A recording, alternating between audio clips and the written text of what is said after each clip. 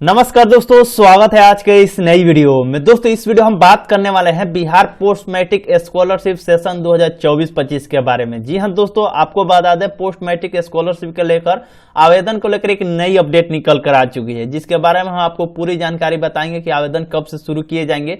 सबसे पहले बात आ जाता है दोस्तों डॉक्यूमेंट का, क्योंकि डॉक्यूमेंट बहुत से ऐसे स्टूडेंट के पास नहीं रहता है और इस योजना से वंचित रह पाता है और उनको लाभ ही नहीं मिल पाता है। तो इस वीडियो में हम आपको प्रॉपर जानकारी बताएंगे कि क्या क्या डॉक्यूमेंट लगेगा, आवेदन कब से शुरू किए जाएंगे और आपका कॉलेज का, आपका इंस्टीट्यूट का नाम अपडेट है कि नहीं पोस्ट मैट्रिक स्कॉलरशिप के वेबसाइट पे, वो आपको कैसे देख पाएंगे। यानी कि जो आप कोर्स कर रहे हैं उस कोर्स का ड्यूरेशन, यानी कि उस कोर्स का नाम अपडेट है कि नहीं है, वो किस तरीके से आप चेक कर पाएंगे, आपके कॉलेज का नाम है कि नहीं है पोस्ट मैट्रिक स्कॉलरशिप के वेबसाइट पे, वो भी हम आपको बताएंगे। अगर नहीं होगा तो आपको लाभ नहीं मिल पाएगा, तो चेक कर लीजिएगा।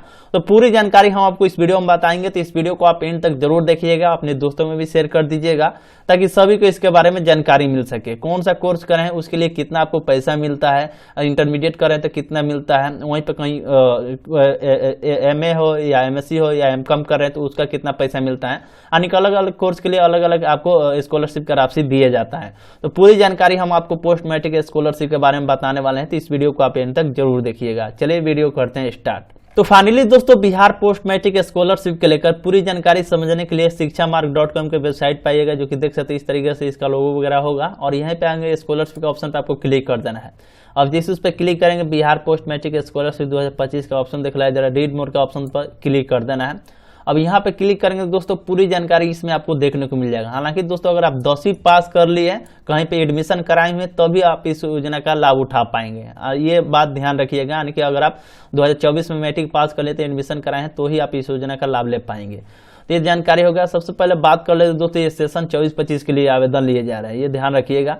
अब बात कर लेते दोस्तों आपको कितना, कौन से कोर्स के लिए कितना आपको स्कॉलरशिप का लाभ दिया जाएगा, जो कि यहाँ पे बताया गया कि राज्य में स्थित मान्यता प्राप्त गैर सरकारी संस्था में संचालित पाठ्यक्रम के अध्ययन, यानी कि जो भी विद्यार्थी जो अपना पढ़ाई कर रहे हैं, पढ़ाई के अनुसार छात्रवृत्ति का अधिकतम यानी 15,000 रुपये की सीमा में दी जाएगी, यानी कि 15,000 रुपये तक दी जाएगी। जैसे कि मान लीजिए मैट्रिक के पास कहीं आप इंटरमीडिएट में नाम लिखा है, जैसे कि इंटरमीडिएट साइंस कॉमर्स आर्ट्स से करें तो आपको 2,000 रुपये मिलेगा। वहीं पे इंटरमीडिएट के बाद जैसे BA हो गया, BSc हो गया, B.Com करें तो आपको 5,000 रुपये दिए जाएंगे। प्रत्येक साल दिया जाता है 5,000 रुपया। अब जितने साल का कोर्स रहता है उस आपको रिन्यूअल कराना पड़ता है, ध्यान रखिएगा, ठीक। वो वहीं पर स्नातकोत्तर कर रहे हैं, जैसे कि MA हो गया, MSc हो गया, M.Com हो गया, तो उसका 5,000 रुपये मिलेगा। कहीं पे ITI कोर्स कर रहे हैं तो उसका 5,000 रुपये मिलेगा। कहीं डिप्लोमा कर रहे हैं या पॉलिटेक्निक करें तो आपको 10,000 रुपये मिलेगा। अलग अलग दिया गया, जैसे इंजीनियरिंग कोई कर रहे हैं, मेडिकल हो गया या किसी और कर रहे हैं तो आपको 15,000 रुपये दिए जाएंगे। तो ये हो गया, यानी कि आप कर रहे हैं, अगर आप मैट्रिक के बाद इंटर कर रहे हैं, इंटर के बाद ये कर रहे हैं तो आपको इतना स्कॉलरशिप का लाभ दिया जाएगा। वहीं पे कहीं आपको जैसे कि बोध गया जो भारतीय प्रबंधन संस्था से अगर कुछ करें तो आपको 75,000 रुपया दिया जाएगा, जिसमें बताया गया छात्रवृत्ति की राशि का अधिकतम वार्षिक सीमा देय शैक्षणिक शुल्क प्लस अनिवार्य शुल्क या निर्धारित राशि दोनों में जो न्यूनतम होगा वो आपको मिलेगा। वहीं पर IIT पटना से कोई कोर्स कर रहे हैं तो आपको यहाँ पे देखने को मिल जाएगा 2 लाख रुपया तक मिल सकता है। राष्ट्रीय प्रौद्योगिकी संस्थान के NIT से कुछ कर रहे हैं तो आपको 1,25,000 रुपया तक मिल सकता है। जैसे मान लीजिए NIT में बहुत सारा कोर्स आ जाता है, जो कि देख सकते हैं यहाँ पे आपको देखने को मिल जाएगा बैचलर ऑफ टेक्नोलॉजी, जो कि 4 साल का कोर्स रहता है। जैसे कि सिविल इंजीनियरिंग का कोर्स कर रहे हैं तो इसमें 4 साल का कोर्स रहता है। कंप्यूटर साइंस इंजीनियरिंग का कर रहे हैं, यानी किसी प्रकार से कोर्स अगर कर रहे हैं तो आप इस योजना का लाभ उठा पाएंगे। ये कुछ जानकारी था। अब बात कर ले दोस्तों इसमें क्या क्या आपको डॉक्यूमेंट लगेगा, क्या एलिजिबिलिटी क्राइटेरिया है। इसमें साफ साफ बोल दिया गया कि छात्र को बिहार राज्य का स्थायी निवासी होना चाहिए, यानी कि अगर आप बिहार राज्य का स्थायी निवासी हैं तो आप इस योजना का लाभ उठा पाएंगे। आपकी शैक्षणिक की बात करते कक्षा 10वीं मैट्रिक, यानी कि अगर आप मैट्रिक पास कर लिए तो ही आप इस योजना का लाभ उठा पाएंगे और कहीं पे पढ़ाई करें तो ही। जैसे मान लीजिए मैट्रिक पास कर लें तो 11वीं 12वीं में मतलब अपना एडमिशन कराएं तो आप इस योजना का लाभ ले पाएंगे। अगर 11वीं 12वीं करें स्नातक में अपना एडमिशन कराए हैं तो आप इस योजना का लाभ ले पाएंगे। डिप्लोमा या तकनीकी कोई कोर्स करें तो आप इस योजना का लाभ उठा पाएंगे।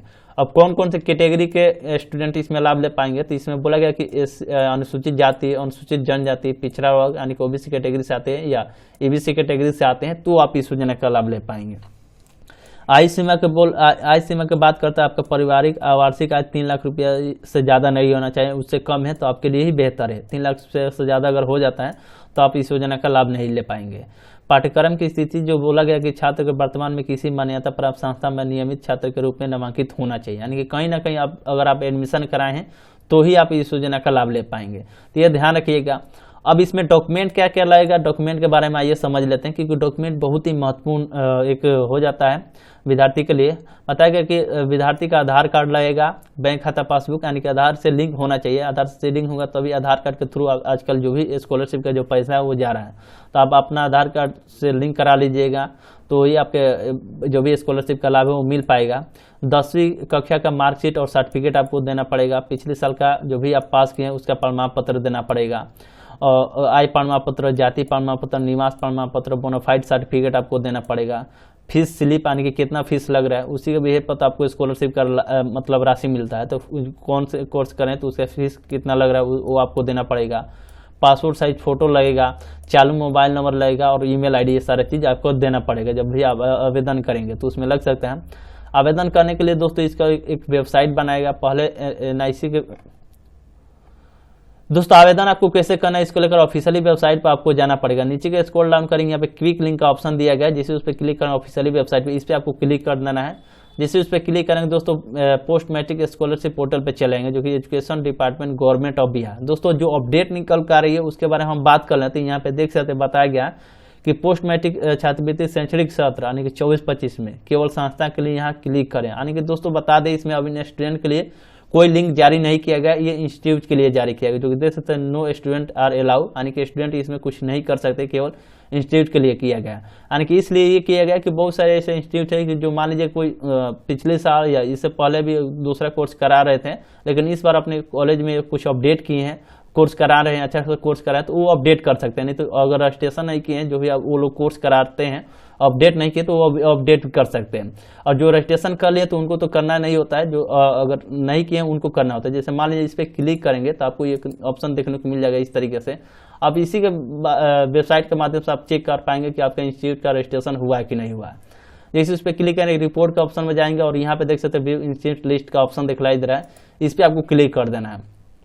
अब जैसे उस पर क्लिक करेंगे तो आप ये चेक कर लीजिए कि आपके जो भी कॉलेज जो भी यूनिवर्सिटी में आप पढ़ाई कर रहे हैं तो आपका इसमें रजिस्ट्रेशन है कि नहीं है। तो इस पर आपको अपना राज्य चयन कर लेना है, जो भी राज्य बिहार से है बिहार चयन कर लीजिएगा। उसके बाद यहाँ पर डिस्ट्रिक्ट चयन कर लेना है कि जो भी आपका इंस्टीट्यूट है कौन से डिस्ट्रिक्ट में, तो आप अपना डिस्ट्रिक्ट सेलेक्ट कर लीजिएगा। जैसे कि मान लीजिए आप अपना डिस्ट्रिक्ट सेलेक्ट कर लिए। उसके बाद ब्लॉक आपको सेलेक्ट कर लेना है, जो भी आपका ब्लॉक जो पड़ता है वो अपना ब्लॉक सेलेक्ट कर लीजिएगा। इंस्टीट्यूट आपको सेलेक्ट करना है, गवर्नमेंट इंस्टीट्यूट में आप पढ़ाई करें या प्राइवेट इंस्टीट्यूट है तो आप इसमें चयन कर लीजिएगा।